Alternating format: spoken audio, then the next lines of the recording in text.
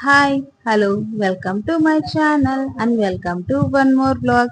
ఇవాళ నేను మా ఊరికి వచ్చానండి. అదే మా హోమ్ టౌన్, మా అమ్మ వాళ్ళ ఊరికి అయితే నేను వచ్చేసాను. చాలా హ్యాపీగా ఉంది అనమాట.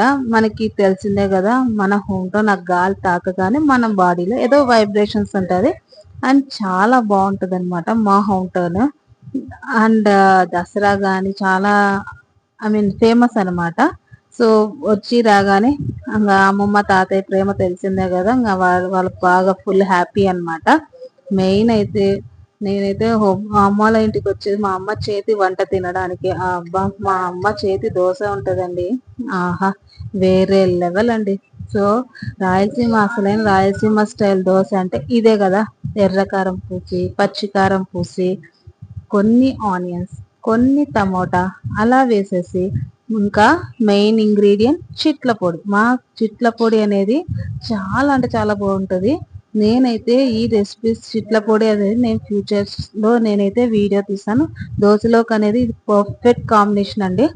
అంత బాగుంటది. అలా పప్పులు పొడి కొంచెం ఆయిల్ వేసి మగ్గనిస్తుందండి. ఆ దోశ ఉంటది ఆ వేరే లెవెల్ అండి. యాక్చువల్లీ టైం ఎంతైంది అనుకుంటున్నారు తెలుసా? 7:30 మార్నింగ్. నేను మార్నింగ్ ఇలా వేచుకొని తింటున్నా. వస్తూనే అమ్మ దోశ చేశాను, నీకు ఫేవరెట్ కదా, ఎందుకో తెలియదు కదా, ఎక్కడ ఏం తిన్నా మన అమ్మ చేతి వంట అమ్మ చేతి వంటనే కదా, అంత బాగా చేస్తారు. అందులో పచ్చికారం చేశారు, ఎర్రకారం, ఇంకా పక్కన కూడా మేమైతే నంచుకొని తింటాం. మాకు అది ఉంటేనే తిన్నట్టు అనమాట. మా రాయలసీమ సైడ్ పీపుల్కి అయితే అది మా ఎర్రకారం దోశ స్పెషల్. అండ్ మా అమ్మనే టీచర్ కదా, సో టీచర్ లైక్ 8:30 కల్లా మార్నింగ్ స్కూల్కి వెళ్ళాలి, మళ్ళీ ఆఫ్టర్నూన్ వచ్చి లంచ్ చేస్తారు. సో పని అన్నీ నాకేం పెట్టకుండా వెళ్ళారు, రెస్ట్ తీసుకోవాలని. ఇంకా మా తమ్ముడు భార్య కూడా ప్రెగ్నెంట్ కాబట్టి తనకు కూడా ఏం లేకుండా అన్ని చేసేసి వెళ్తారనమాట. ఇలా పప్పు, తాలింపు, అన్నం చేసాము. ఇంకొక ఫేవరెట్ ఐటమ్, నా ఫేవరెట్ అలచంద వడ. ఇంకా మా నాన్న ఇంకా డే బై డే ఇంకా తెస్తూనే ఉంటారనమాట. వేడిగా ఉంటాయి, చాలా టేస్టీగా ఉంటాయండి.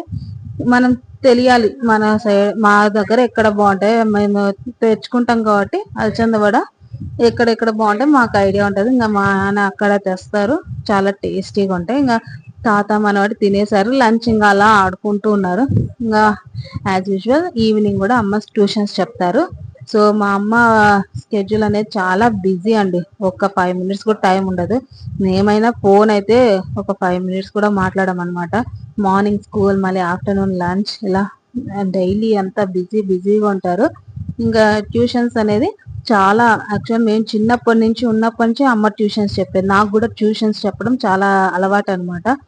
డిగ్రీలో ఉన్నప్పుడు ఎక్కువగా నేను కూడా చూసుకునేదాన్ని, అమ్మకు కొంచెం హెల్ప్ చేసేదాన్ని ట్యూషన్స్. అది నాకు అందుకే కొంచెం టీచింగ్ అన్నా కూడా ఇష్టం అనమాట.